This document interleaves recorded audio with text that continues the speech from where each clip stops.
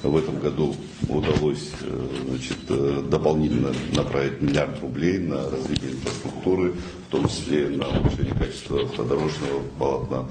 Откровенно говоря, конечно же, мы очень рады этой возможности. Ряд проектов уже реализовано. Вы отметили, что неплохо реализуется этот проект.